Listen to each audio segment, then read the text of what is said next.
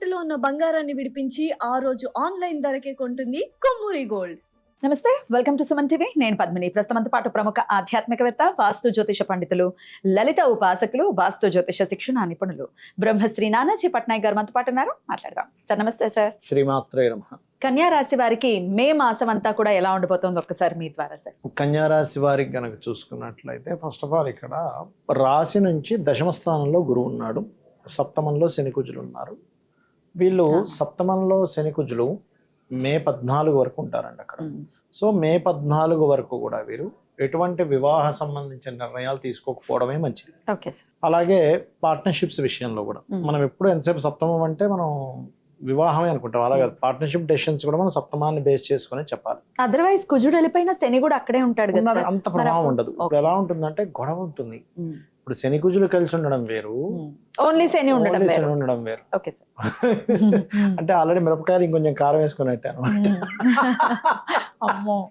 Double మిర్చి, ఇది single మిర్చి వేరు, డబుల్ మిర్చి వేరు కదా, డబుల్ స్పైసీ అనమాట. శని కుజులు అంటేనే డబుల్ స్పైసీ. అయితే వీరికి ఫైనాన్షియల్ గా మాత్రం ఈ నెల చాలా బాగుంటుందండి. రెండో అధిపతి భాగ్యంలో ఉన్నాడుగా. దాని తర్వాత ఈ 12వ తేదీ నుంచి ఎప్పుడైతే శుక్రుడు వచ్చి గురువుని కలుస్తాడో కొంచెం వీళ్ళు చేసే ఉద్యోగంలో కూడా ఫైనాన్షియల్ గ్రోత్ పెరుగుతుంది, అందులో ఎటువంటి సందేహం లేదు. కుజుడు ఎప్పుడైతే అష్టమంలోకి వస్తాడో, third lord is in 8th house, place of change ఇస్తాడు ఇక్కడ. ఈ మాసంలో కొంచెం ప్లేస్ ఆఫ్ చేంజ్ ఉంటుంది. ఏదైనా కొత్తగా వీళ్ళ స్వయం కృషితో ఏదైనా ప్రాపర్టీ కొనుగోలు చేయడం కూడా జరుగుతుంది ఈ నెల చెప్పాలంటే.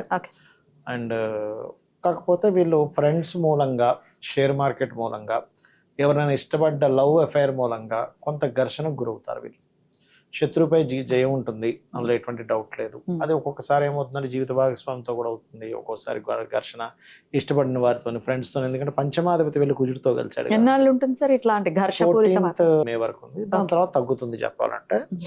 అండ్ అట్లాగే banking sectors, teaching, training, consultancy centres and digital marketing, ఈ రంగాల్లో ఉండేటువంటి వారికి ఖచ్చితంగా అభివృద్ధి యోగం అయితే ఉంది. మంగళ ఆదివారాలు ఎటువంటి ఇన్వెస్ట్మెంట్స్ చేయొద్దు అని చెప్పాం వీళ్ళకి.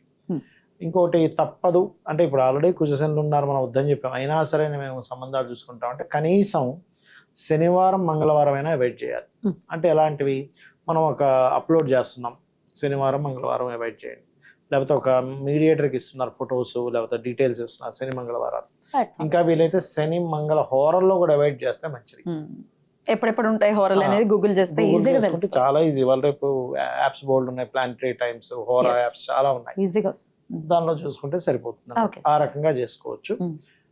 ఆరోగ్యం ఎలా ఉంటుంది? ఆరోగ్య సంబంధించినటువంటి విషయంలో మాత్రం కొంచెం బ్యాక్ పెయిన్స్ అంటారు చూసారు, బాడీ పెయిన్స్ లో బ్యాక్ పెయిన్స్. ఎందుకంటే సప్తమం అనేటువంటిది బ్యాక్ పెయిన్ సూచిస్తుంది. అక్కడ ఎప్పుడైతే శని కుజులు ఉన్నారో కొంచెం, ఎందుకంటే 6th లార్డ్ వెళ్ళి కుజుడితో కలిసి ఉన్నాడు కదా, బ్యాక్ పెయిన్స్ ఉంటుంటాయి. వీళ్ళకే కాకుండా వీళ్ళ జీవిత భాగస్వామికి కూడా కొంచెం అలసటగా ఉండడం, స్ట్రెస్ గా ఉండడం అనేటువంటిది జరుగుతూ ఉంటుంది చెప్పాలంటే.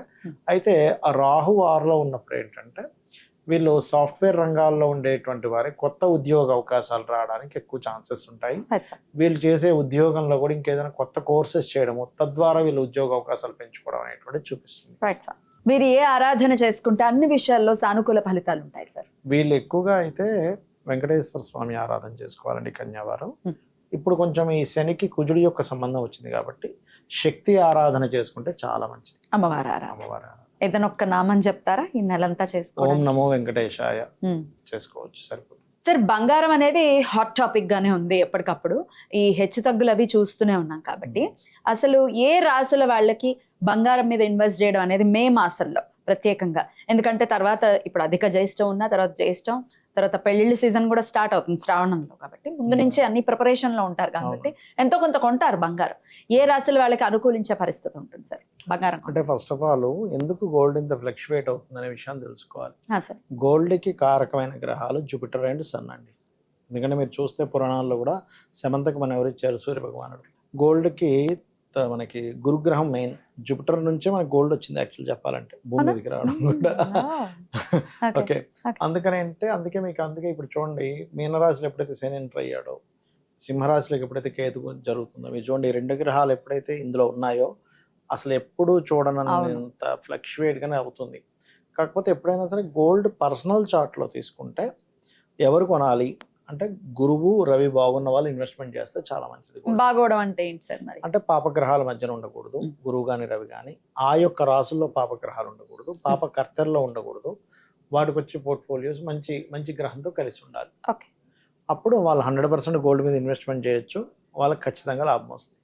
ఇవి పాడైన వాళ్ళు అంటే కొద్దిగా పాడైంది గ్రహాలు ఏమవుతుంది, కొంచెం అనుకున్నంత రేట్ రాదు, తక్కువ రేట్ వస్తుంది. కానీ పూర్తిగా పాడైతే మాత్రం వీళ్ళు కొన్న రోజు నుంచే తగ్గడం స్టార్ట్ అవుతుంది. వీళ్ళకి అర్థం కాదు ఇదేమిటి 180 దగ్గర కొన్నాను 150కి వచ్చింది ఏమిట్రా అనిపిస్తుంది 4 రోజుల్లోనే. సో వాళ్ళ బ్యాడ్ లక్ అనమాట. సో ఈ పర్టికులర్ అంశం చూస్తూ ఇన్వెస్ట్మెంట్ స్థానంలో పాపగ్రహాలు లేనప్పుడు ఎప్పుడైనా ఇన్వెస్ట్మెంట్ చేయాలి. ఎనీ ఇన్వెస్ట్మెంట్ స్థానం ఏది? 12వ స్థానం. 12వ స్థానము వాళ్ళ జన్మజాతకంలో 12వ భావాధిపతి మీద గోచారం ఏదైనా పాపగ్రహం వచ్చిందో చెక్ చేసుకోవాలి. ఇవి ప్రధానంగా రూల్ అనమాట. బట్ ఇవి తెలియవు. ఒకసారి ద్వాదశ రాశుల్లో ఎవరికైతే బెటర్ సార్ ఇన్వెస్ట్ చేయడానికి? అంటే ఇక్కడ ఇన్వెస్ట్మెంట్ స్థానంలో శుభగ్రహాలు ఏ రాశులకు ఉన్నాయి చెప్తే మిథున రాశి వారికి ఉంది, 12లో శుక్రుడు ఉన్నాడు. కర్కాటకం వారికి 12లో గురువు ఉన్నాడు. నెక్స్ట్ దాని తర్వాత శుక్ర గురువులు వస్తున్నారు, దానిలోనే శుక్రుడు వచ్చి జాయిన్ అవుతున్నాడు. అండ్ 12వ స్థానం ఇంకా ఏ రాశి వారికి బాగుంది అంటే వృశ్చికం వారికి బాగుంది. ఎందుకంటే 12th lord is in 7th house లో ఓన్ హౌస్ లో వెళ్ళి కూర్చుంది వృశ్చికం వారికి చెప్పాలంటే. అండ్ కర్కాటకం వారికి కూడా 12వ స్థానంలో శుక్ర గురువులు ఉన్నారు. మంచిదే. సో వీళ్ళకి మనం చెప్పొచ్చు ఇన్వెస్ట్మెంట్. బట్ ఏంటంటే నేను ఇందాక చెప్పినటువంటి ఆ ఫార్ములా మాత్రం ఖచ్చితంగా వాడాలి. Okay sir. మేషం వారికి పాపగ్రహాలు ఉన్నాయి మరి 12th house లో, వాళ్ళు ఇన్వెస్ట్ చేయకుండా ఉంటే బెటర్ అంటారా? చేయకపోవడమే మంచిది. ఒకవేళ చేయాలనుకుంటే లాంగ్ టర్మ్ చేసుకోవాలి, కానీ అది కూడా కుజుడు మారిపోయిన తర్వాత షార్ట్ టర్మ్ ఇన్వెస్ట్మెంట్స్ అసలు పనికిరావు. అసలు పనికిరావు. ఓకే. అంటే లాంగ్ టర్మ్ ప్లానెట్ ఎప్పుడైనా 12లో ఉన్నప్పుడు, శని ఉన్నప్పుడు, అది గోచారంలో అయినా రాశిచక్రంలో అయినా వీళ్ళు ఎట్టి పరిస్థితుల్లో సంవత్సరంలోనో 3 నెలల్లోనో సాయంత్రం కల్లా డబ్బులు వచ్చేస్తానే చేయకుండా ఒక 5 ఏళ్ళు 10 ఏళ్ళు అంతలో 3 years పోనీ కనీసం 3 years మినిమం 3 years పెట్టుకోవాలి. అప్పుడే గ్రోత్ అనేది ఖచ్చితంగా కనబడుతుంది అక్కడ వాళ్ళకి, లేకపోతే కనబడదు. మధ్యలో ఎక్కడో ఫ్లక్చువేట్ అవ్వగా తీసేసి నష్టపోతారు వీళ్ళు. గోల్డ్ అండ్ సిల్వర్ మీద ఇంత ఇంపాక్ట్ ఉండటానికి వార్ కూడా వన్ ఆఫ్ ద రీజన్స్ అని చెప్పుకోవచ్చు సార్. వార్ పరిస్థితి ఏంటి సార్? ఒక పక్క చర్చలు జరుగుతూ ఉన్నాయి, మరి సానుకూలంగా ఉంది అని ఒక దేశం, ఆ రోజు మనం చేసాం, మీరు ఆల్రెడీ చేశారు, ఇవేమీ ఫలించవని చెప్పారు మీరు. స్పష్టంగా చెప్పాము ఆ రోజు. ఫలిస్తాయని చెప్పండి సార్, కొంచెం శాంతి కావాలి సార్. ఫలించాలని ఉంది కానీ గ్రహాలు అలా లేవండి. గ్రహాలకు అది లేదు, గ్రహాలు ఫలించేలాగా. రాజు కానీ ఇప్పుడు ఈ సంవత్సరం నవనాయకుల్లో రాజు మంత్రి వీళ్ళందరూ డిఫరెంట్ గా ఉన్నారు. ఇప్పుడు అందరూ ఏమనుకుంటున్నారంటే శని కుజుడు నుంచి దూరం వెళ్ళిపోతే తగ్గదు. ఎందుకంటే కుజుడు ఓన్ హౌస్ లోకి వెళ్ళి మంత్రి కుజుడు అయ్యాడుగా, ఇంకా పెరుగుతాయి. అందుకే జలమూలకంగా సునామీలు అనుకోండి, భూకంపాలు అనుకోండి, జలరాశుల్లోనే ఈ 2 గ్రహాలు ఉన్నందుకు ఈ జల సంబంధమైన యుద్ధాలు రావడం ఇవన్నీ అందుకే మనం అక్కడ ప్రిడిక్ట్ చేసాము. అట్లా ఆంక్షలు కూడా వాళ్ళు అలాగే పెడుతున్నారు. మీ నౌకలు వెళ్ళడానికి మా పర్మిషన్స్ తీసుకోవాలి, ఇట్లాంటివన్నీ పెడుతూ ఉన్నారు. ఎందుకంటే జలం మూలంగానే యుద్ధం వస్తుందని చెప్పాను అప్పట్లో ఒకసారి. అదే జరుగుతూ ఉంటుంది. కాబట్టి ఇది నన్ను అడిగితే ఇది ప్రపంచ యుద్ధమేనండి. ఎప్పటి నుంచో చెప్తూ వస్తున్నాయి ప్రపంచ యుద్ధం. ఇండియా కూడా ఇన్వాల్వ్ అవుతుంది ఉంది కానీ ఇండియా కూడా ఇన్వాల్వ్ అవుతుంది. ఇండియా ఇన్వాల్వ్ అయ్యే పరిస్థితి వస్తుంది.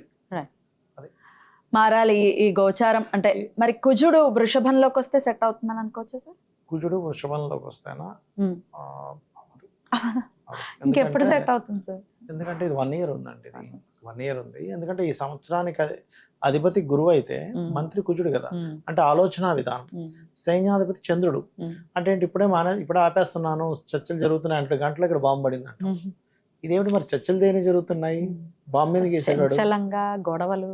అస్సలు అంటే స్థిమితం లేనటువంటి వాడు సేనాధిపతి అయ్యాడు, ఆలోచనాకారకుడు కుజుడు అయ్యాడు, రాజు గురువు అయ్యాడు. కానీ గురువు బయటకు ఒకటి నేను అన్ని ఆపేస్తున్నా అంటే ట్రంప్ వెనక నుంచి బాంబు వేస్తుంటాడు.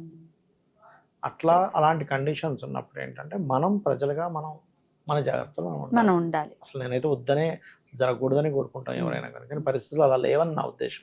ఎక్కడో యుద్ధం జరుగుతోంది మనకేంట్లే అనుకోవటానికి లేదు. ఎక్కడ జరిగినా అది ఇంపాక్ట్ యావత్ ప్రపంచం మీద. ఎందుకంటే ఇప్పుడు ప్రపంచం అంతా ఒకటైందండి. ఇంతకుముందు వేరు. ఇంతకుముందు ఇంత ఇంపోర్ట్ ఎక్స్పోర్ట్ కానీ మనిషి వేరే దేశాలకు వెళ్ళి బ్రతకడం కానీ ఉండేది కాదు. ఎక్కడున్నవాడు అక్కడే బతికాడు. ఏ ఊర్లో కూడా ఆ ఊర్లో ఉంటాడు. ఇప్పుడు అలా కాదు, ఊర్లు దేశాలు అన్ని కలిసిపోయాయి, ఒకటైపోయాయి. సో విశ్వశాంతి కోసం ఏ ఆరాధన చక్కగా అందరూ చేయాలి sir? Chandi is the best remedy. Chandi, Vishnu సహస్రనామాలు చేసుకోవడం అన్నిటికంటే ఉత్తమం. చాలా చక్కగా తెలియజేశారు సార్. ద్వాదశ రాశులకి కూడా మే మాసంలో అన్ని రాశులకి సంబంధించి తెలియజేశారు కాబట్టి అందరూ ఆ విషయాల్ని పరిగణలోకి తీసుకుని ఖచ్చితంగా దేవతారాధనతో ఈ మాసం అంతా కూడా ప్రతి ఒక్కరికి సుఖంగా వెళ్ళాలని మనస్ఫూర్తిగా కోరుకుంటూ కృతజ్ఞతలు సార్. నమస్కారం. శ్రీమాత్రే నమః.